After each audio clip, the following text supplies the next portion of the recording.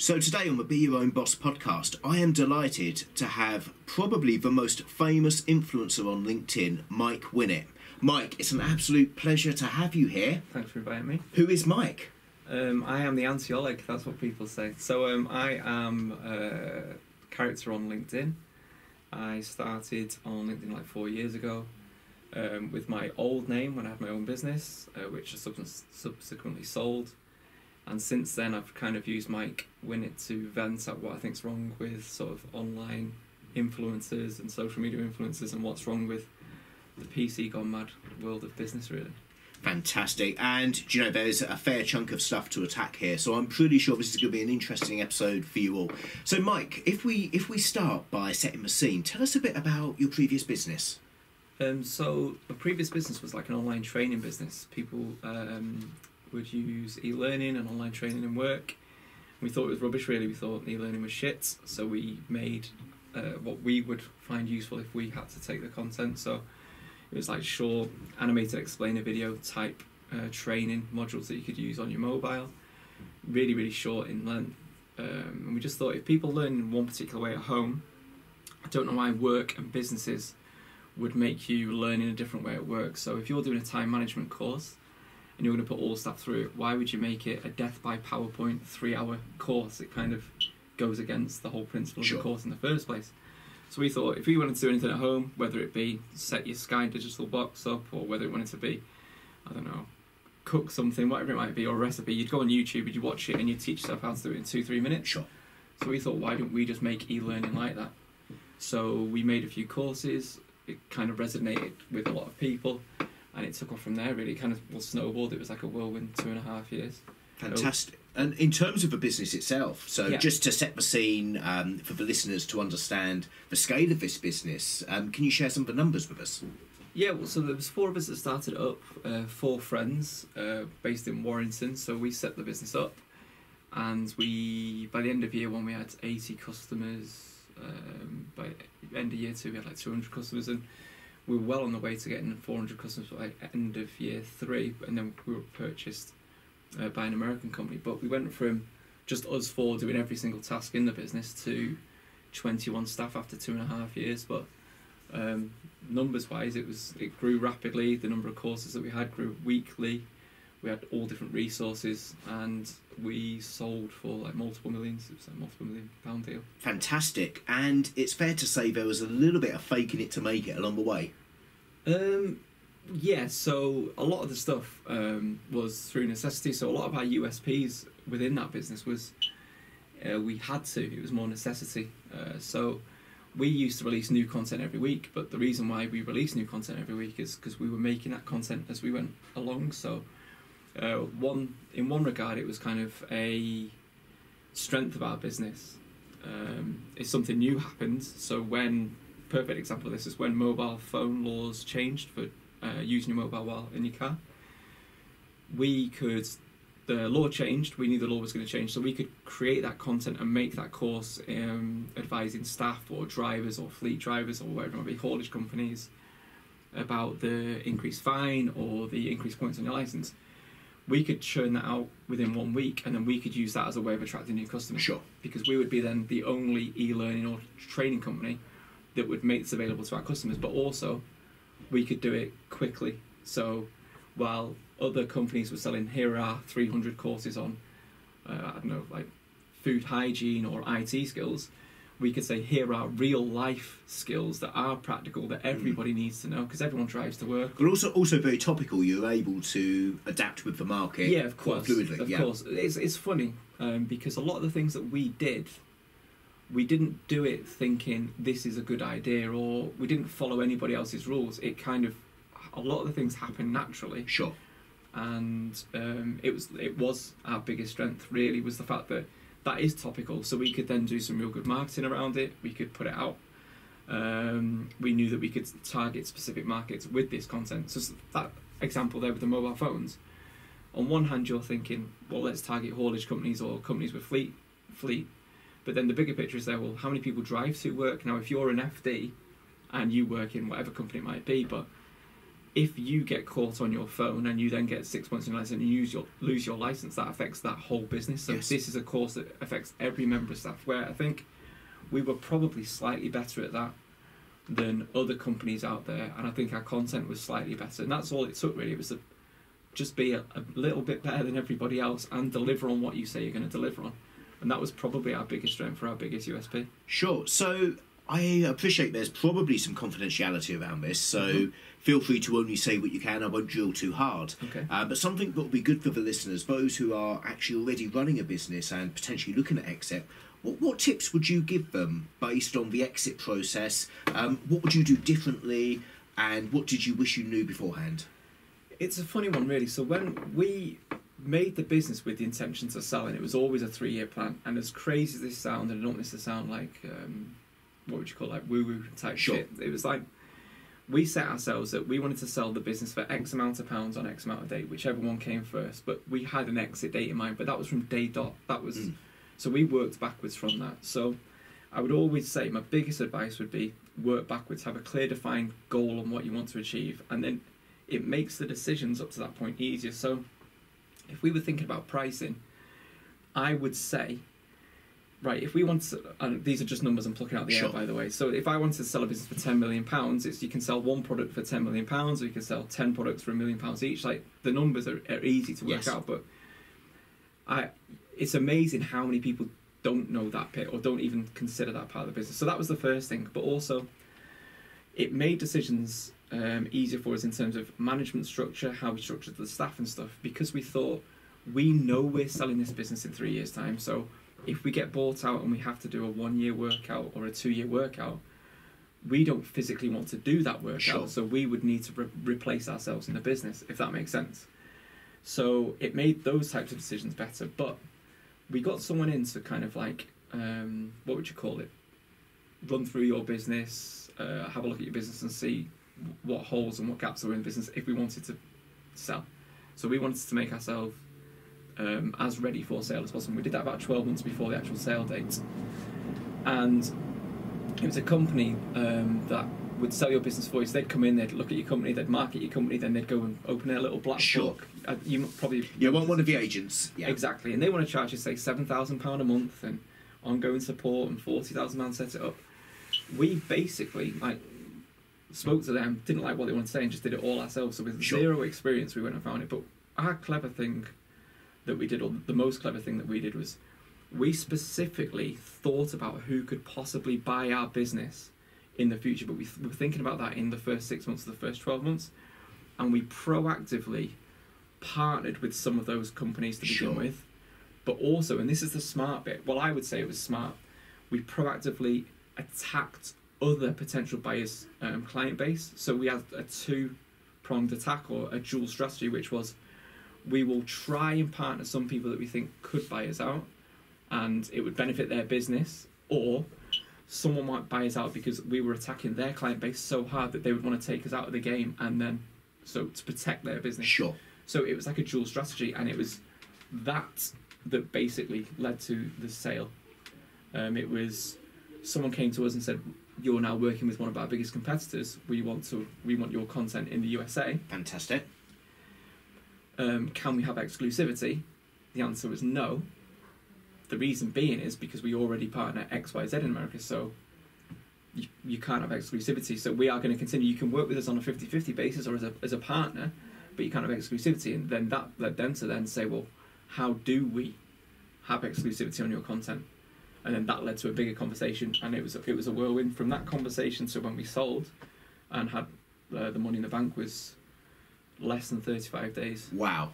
And that was really an acquisition of IP for them. It was an acquisition of the courses. What about technology? Was there much underlying technology they bought? No, again, one of the smart things that we did when we first set up was we didn't want to get...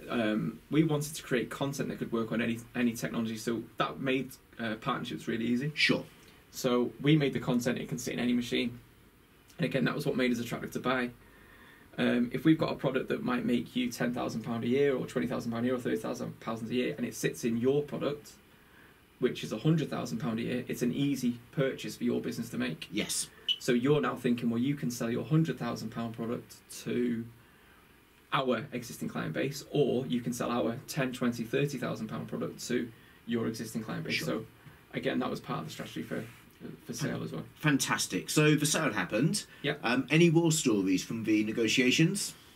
Not really. Well, I say not really. There was a few. So during the sales process, we thought it was going to complete by a certain date, and then one of their competitors had just announced an acquisition of a competitor of ours. Okay. So that then put the sale back by 24 hours. And then they had their annual meeting. So it was bought by a company that was listed on the Nasdaq. Sure. And then they couldn't announce that until the Monday. So it was kind of like 4 days of limbo where we thought we were going to get transferred the money. And obviously it was like twitchy bum time, you thought, or squeaky bum time, isn't it? We thought... It happens on every transaction in some way, shape or form, doesn't it? Yeah, but then you're thinking, hang about, if they pulled the wool over our eyes, Yeah. we've let these people come in, they've reviewed all our business, we've shown them how we've managed to do this. They've got the USB keys, yeah. Yeah, and they know everything. They've literally pulled your business apart for 6 weeks, 6 weeks, and then they could now pull the plug. They know every secret and every decision you've made to get to that position. They could throw that money that they were going to give to you at it, and they could probably surpass you in half the time or quarter the time. So, yeah, so that was probably the most stressful, maybe 2-3 days of the whole process. Sure. And also the fact that you weren't sure it's real, even though we had planned for something to happen. And I've mentioned this before previously, and obviously we worked hard and we always thought it could happen, and you do have to have that belief that these things can happen. But when it is actually happening to you, you then suddenly have doubts and you think, it is almost too good to be true. You know, it's like winning the lottery. It was the equivalent of winning the lottery in terms of the money, the numbers involved. But then you're relying on someone else to press that button and transfer that funds, and then it is stuck in cyberspace for 2 hours while you're all sat there waiting for the funds to transfer to your solicitor and then your bank account. So it was a pretty nerve-wracking couple of days. But then going to bed that night thinking tomorrow I might wake up a millionaire or not, or it could be the worst thing that we've ever done. We've let people in and the whole business could just turn to shit. And yeah, so that's probably the worst or the biggest war story from it, was just how stressful that process was, from them coming in, reviewing the business, to the money being transferred. Yes. I mean, I actually know of somebody who had a multi-million transaction and the money got lost between the banks. Yeah. Unbelievable, but these things do happen. Yeah, and your solicitor will make sure that it sits in his account for a couple of days. Yeah, so and it gets sorted out in the end, but the time while you're waiting for that transfer is horrific. Yeah. Okay, so money's in the bank, just to reassure the listeners, money's in the bank, deal's been done. You start posting a bit more on LinkedIn. Well, it's funny, a lot of people ask me about the LinkedIn thing. So the voice that I use on LinkedIn now is pretty much the same voice that I used to use when I was doing the sales and had my own business. Sure. There's not much difference at all. It's just purely the name. And the name change was, there's a story, the official story between the name changes, because I'm such a bad boss and I'm a horrible person. I've got a long-suffering PA. I asked my PA to change my name to Mike Winner because I'm a super successful online personality, like a lot of these social media gurus are. So I want to be Mike Winner. And then she deliberately put Mike Winnett, because Winnett obviously up north means something different to what it means down south. And I can't officially change my name for 12 months, so I'm stuck now being a Winnett rather than a winner. So there's a fine line between being a winner and a winner. That was kind of like the story behind it. But the real story behind it was, I was conscious that when we were purchased, there's a number of things that you agree to and you agree not to talk about, not to say, not to do, and not how to act, and it could damage the brand and stuff. And there's financial penalties. So it was a decision made out of the fact that I didn't want to necessarily offend anyone, especially because how Americans conduct themselves in business and how they portray themselves online is a little bit different. Like, their sense of humour is different anyway. They don't get irony and that kind of thing. I mean, look what they did to the office. Yeah. The UK office and the US office, completely different, aren't they? So because it was an American company that we were dealing with, I noticed that people from that company that had purchased us were no longer engaging with my content like they would when they were trying to buy the business and stuff. So I just thought, you know what, for the sake of potentially pissing someone off and costing myself a lot of money, I just changed my surname anyway. And then because I wasn't doing anything, I was close to just closing down LinkedIn anyway. I don't have any other social media in my own name. I was going to completely finish it, but I just thought I'd keep it open, and I'd actually built up a decent kind of crowd, and I thought if ever I go back into that sector again, I didn't want to start from scratch. Sure. So I kind of just kept the profile warm, to be honest. But then it did leave it open for me to kind of pick holes in things that I thought were wrong with business in general, rather than specifically learning and development, which was the sector that I used to work in, if that makes sense. Yes, so you had this opportunity, you were relatively de-risked because you changed your name, it wasn't you. Yeah. You had the opportunity to have some fun on there, and I think it's safe to say that you are having fun and it's going viral.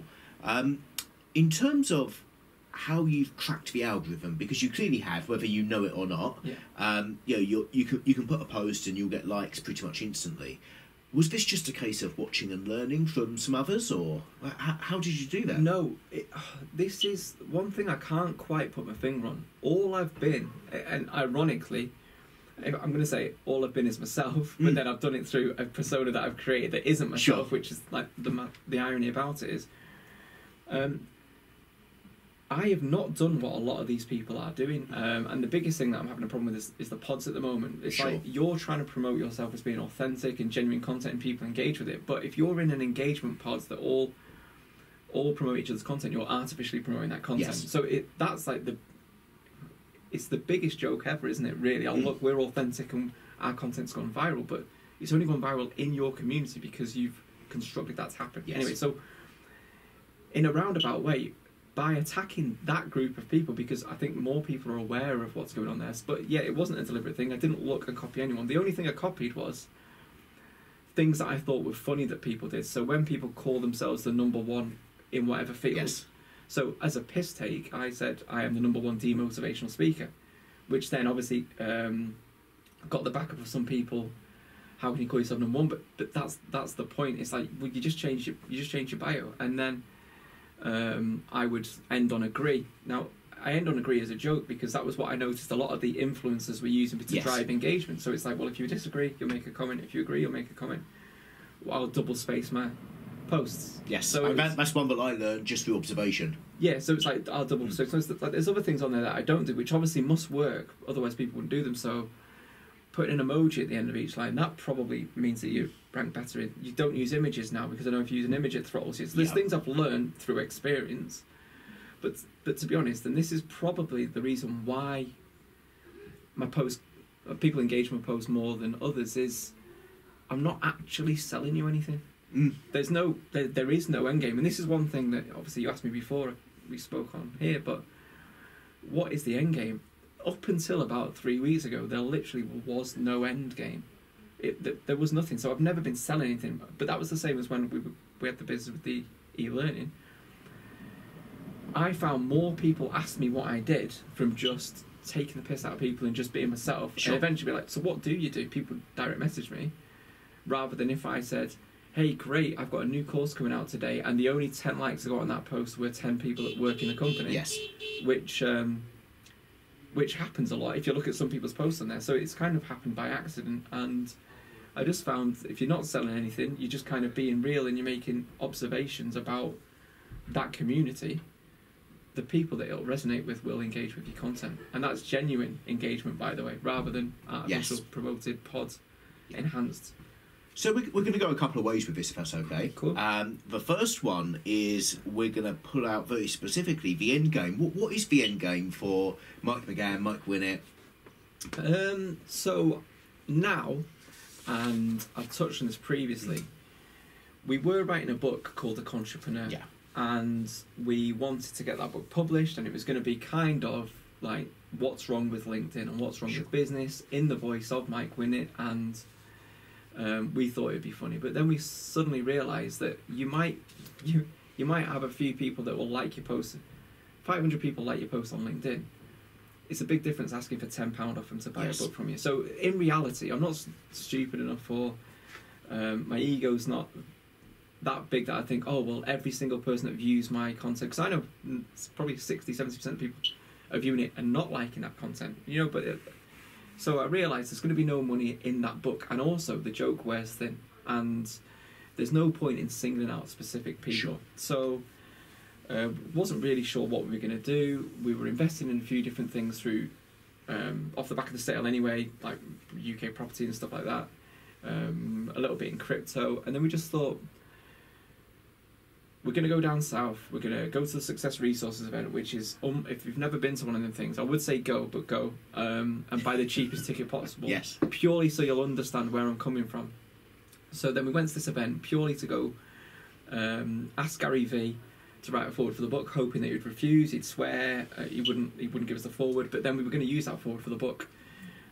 Turns out someone in front of me, after waiting 2 days, asked the very same question that I was going to ask. You can see that video on YouTube when Gary V's in London, and I'm stood behind it. I was stood behind the lady that asked, and I couldn't believe it. It was like £2,000 it cost us to be there, travel, hotel and stuff, and then all that effort to then someone else steal your question, probably put a spanner in the works. But we then realised that those people that we met and we came into contact with over them 2 days, there seemed to be a huge number of sort of, vulnerable is the wrong word, but like desperate people realising that they don't want to be in the 9-to-5 grind, and entrepreneurs, as I call them. Entrepreneurs, yeah. Exactly that. So, and they will pay money to get the next book or to see the next course or see the next speaker talk. But having listened to those people talk, as in the speakers, I felt like they're the same. They're just a little bit further along that journey, but they're now tricking a more vulnerable, or conning a more vulnerable group of people. And luckily, and this is kind of where it's a bit strange, so I'm sat there thinking, well, your credentials are nowhere near the level of some of the people that we've worked, like I've previously worked with, and I wouldn't think that we should even be on that stage advising how to do this, because does that make sense? Oh, completely. And unfortunately, it's a scam. It's why I do what I do. It's why you do what you do. We see this scam. You go back to the original internet marketing days. You probably remember sort of early 2000s. Yeah. And somebody who I value as a friend and as a business associate said to me about it, and he was saying, "Oh, should I be investing in this course or this course?" And it's these marketing experts from America, I think Dan Kennedy and is it Jay Abrahams, and the older school, who were selling not snake oil, but effectively selling the dream to the next generation to sell the dream yet again. Yeah. And the problem is you run out of those hungry people. Yeah. And the customers are you. Yeah. Yeah, exactly that. It's become strange now. It's almost like it's the internet, isn't it? And it's social media, but now you don't have to actually have been successful in anything, but you can create that online persona or backstory to make it look like you've been successful, and then sell that to the next generation that's coming through, and they will believe what they see. And so it was being sat there that made me think, do you know what? We're on a hide into nothing with the entrepreneur, in the sense that it's probably not going to sell anyway. No one wants to read 30,000 words of me taking the mick out of, say, Oleg or any of these people. Sure. Or the ultra-positive backstabbing crew, which, by the way, you can see that they all get their content from the same place. It's all pretty much written by one person. You can see how it changes, because they all change together. But so no one wants to really... It's funny when I parody a story, or, some would argue it's not funny, but it's one thing reading a 300-word little piss take of a story about how you've hired someone that was ill-equipped for a job, and then they've turned into being the best hire ever. But are you going to pay £10 to read a book? No. And then when I spoke to publishers, they weren't interested in that unless... When you heard the numbers involved, it was a waste of my time, really. Yes. It's like I really couldn't be bothered writing a book that probably wasn't going to sell. It was more like a vanity project. And then when I had to sit through the Success Resources event, and I listened to maybe 7, 8, 9, 10 people tell me a different way I could change my life and become a millionaire in the next 3 to 6 months, I just thought, this is the real con. So these are entrepreneurs telling entrepreneurs how to be entrepreneurs. That's where that statement came from. I wanted now, instead of just attacking people individually or saying that's bullshit, because I do think that possibly you can become successful in each of these fields if you put time, effort and money into them. I do believe that, but only a small number will do. So I will now use this time that I've got to myself and some of the investments that I've got planned and some of the things that that we had planned anyway, I will just document this and then make it available to everyone else. So it kind of legitimised Mike Winnet in the sense that I've gone, or he's gone, from just targeting people for no reason, for just like for a bit of a laugh and a bit of a joke, to almost saying, well, I'm not attacking that person, I'm attacking that industry and that sector. Yes.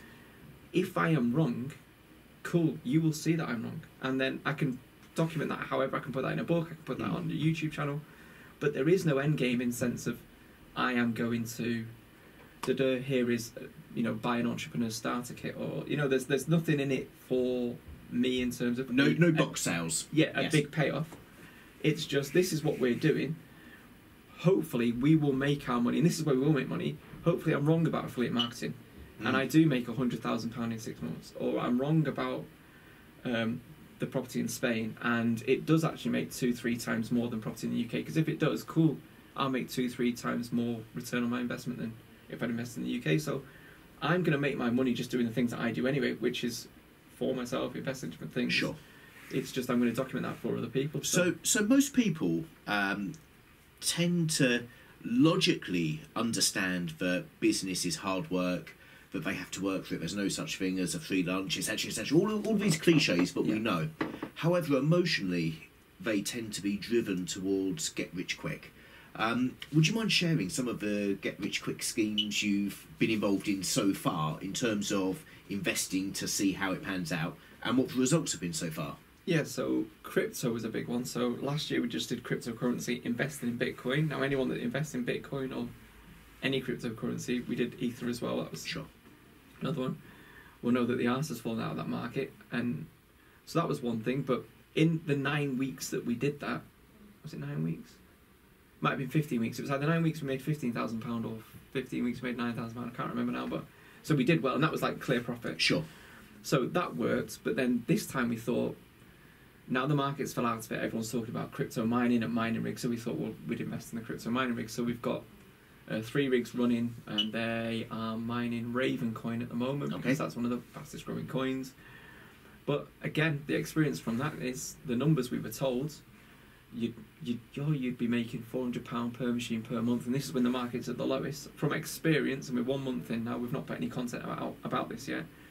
We are on $218 in mined coins. That's the total value of the coins we've mined, and that's with 3 machines in 1 month. So straight away we were told it was going to be 1,200, and we're on 200. Wow. So we're about 1,000, and we've not even took our electric out yet. So when we take out the electric as well, and this was a £30,000 investment. Yeah. So we've got a long way to go to break even on that. So you'd have done better putting it in that West. Exactly. So that was something. But then we sold the dream. So, but you see these people online now, suddenly on Instagram, become a crypto millionaire, invest in this and do that. So that's the first one we've done. The property stuff, in the UK, we've not had a property that's made anywhere near the numbers or the yields guaranteed. Sure.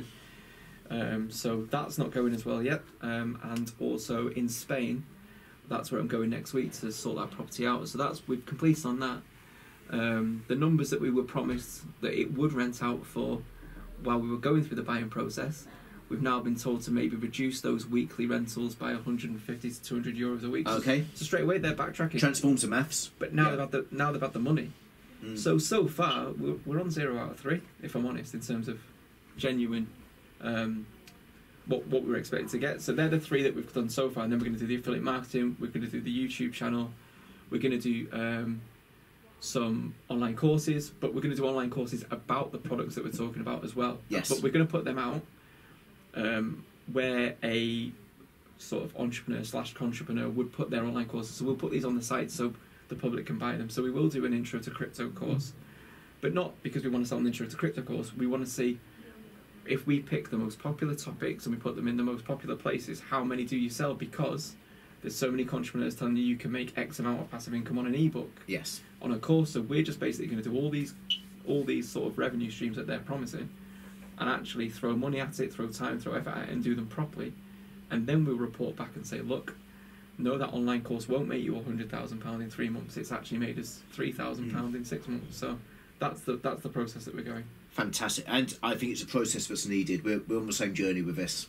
Yeah.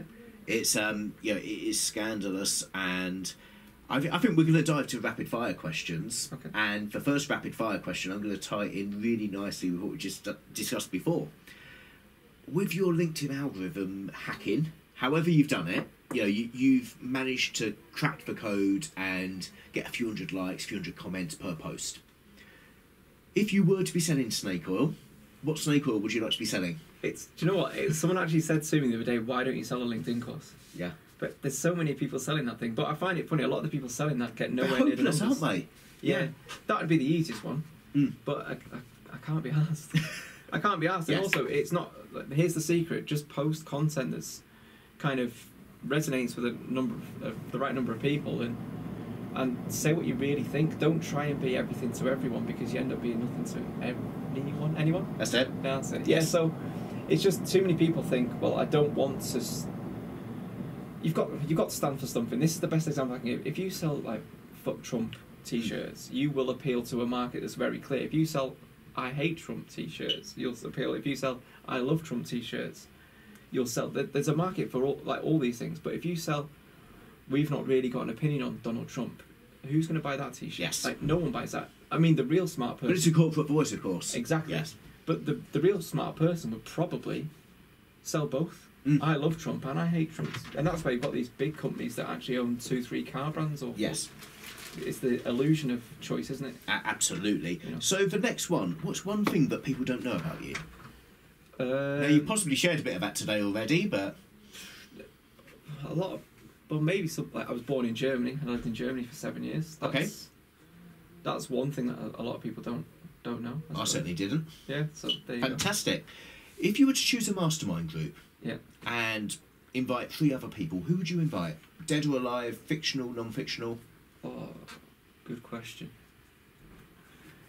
No, it's quick fire as well, isn't it? So it is. After That's okay. It's quick designed to put you on the spot. 3 people that might win it. I'll definitely invite him. Yeah. No, I would invite Dixie Dean, play for Everton. Yes, yeah. 60 goals in a season. Tupac. Okay. Tupac. He was a rapper, if anyone doesn't know who he is. And last one. No, just them 2. Okay. So you'd have one empty space. Yeah. I'm sure Mike Winnie can come along, or Yeah. Oleg. Oleg, yeah. Oh well, if he's real, Oleg can come along. But he's Yes. probably too busy hiring. Isn't If I could pronounce his surname, I'd say it. Next question: what's the best purchase that you've made recently for less than £50 over the last 6 months? Amazon Alexa. Okay. Yeah, I only got one of them a few weeks ago. I've got. And does it work for you? Yeah, it's good. Because mine just interrupts conversations at the most random moments. Oh, does it? Yeah. So I've got an Alexa in the kitchen, which is it's all right for music and stuff like that. And then I've got one in the bedroom as well. Sure. So it's in the morning, it tells me what I need to be doing, and it's actually quite good. It's good just for playing music, I suppose. But it's worrying, isn't it? Because it obviously listens into you. It does. It does. Next one: books. What's the book that you've recommended the most to other people? I always say the same one, and it's a bit basic, but The Rules of Wealth by Richard Templer. That book I have had since I must have had it 9 years, 10 years. And I got given it as a present, actually, from a mum. And I read that book every year, but just different parts. There's a new version of it now, but I've got the old version. So it's 100 rules. It's understanding where you are, where you want to go, sort of in savings, investments, but they're real basic rules. But I think a lot of people don't think of it. But Sure. There's one thing reading the book, it's another thing putting the rules in place. So you kind of read the book to where you're at this stage. So you might read it to say Rule 13, and then you've got to stop because you can't do like 14, Yes, 15, yeah. 16. So that is a book that I read and that was the book I was reading when we sold the business. Okay. But I could only read it up to a certain point because I didn't have money then to invest in. Sure. But there's that book, and there's also a book, I can't remember who it's by now, but it's called The Millionaire Teacher, and it's by a teacher, school teacher, Okay. that is invested, and he's a millionaire now, but he's become a millionaire on something like $35,000 a year salary. Fantastic. But he invested early enough, and So another similar book like that is Millionaire Next Door. yeah. I don't know if you've ever read that one. Again, it's about how you could be living next door to a millionaire and never know. Well, that That's what I like that stuff, but that doesn't sell and that's not sexy. And like I've said this before, if I told you how you could become a millionaire, like a guaranteed millionaire in 30 years, most people don't want to buy that course or listen to that talk. But if I can tell you how you can become a millionaire in 4 hours a week within 6 months, Yes. you would pay me money to find out. I'll pay you £997. It always ends on a 7. It does, doesn't it? Yeah. And unfortunately, again, that's what we're trying to fight against. The last question I'll ask you: what's the one bit of advice, any advice at all in your life that you wish you were given? That I wish I was given. You had to learn for yourself rather than being told. Do you know what? I think it would be about university. I would think, me personally, I wish I was told that you didn't have to go to university. At my school that I went to, you were seen as a failure if you didn't apply to university. But you are literally wasting 3-4 years of your life getting yourself into debt. Only someone's making money from that. The government are making the money, or the student loan company making that money, are making money from that. They've made us think that we have to go to university when it literally is a waste. The education system is a mess, I think personally, but university especially, it is the biggest con going.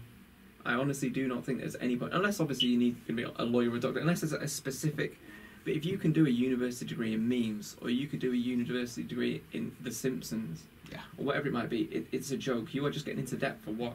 You're going to end up working in a call centre or in a shop or in the bank, like I said. Hey, I remember. Yeah, we're probably of the same vintage. It was David Beckham studies and media studies. Ridiculous, isn't it? It is ridiculous, and all you need to do is get a basic understanding, I would say, of like going out there and experiencing things. But sales is probably one of the biggest skills, and that's just not necessarily selling a product, but learn how to sell yourself, and because that's worth more than most of these degrees, I would say. So I would say I wish someone had told me not to bother with university, because I think I'd be a lot further along in life if I'd not gone to university. But then conversely, if I'd not been, would I always think, so I had to go through that experience to sort of realise that experience. But yeah, I would say university. I wouldn't want any of my kids to go to university. No, so I wish someone had said that to me now, because I did 4 years at university and I've never used my degree. Okay. But I've got student loan debt. Yes.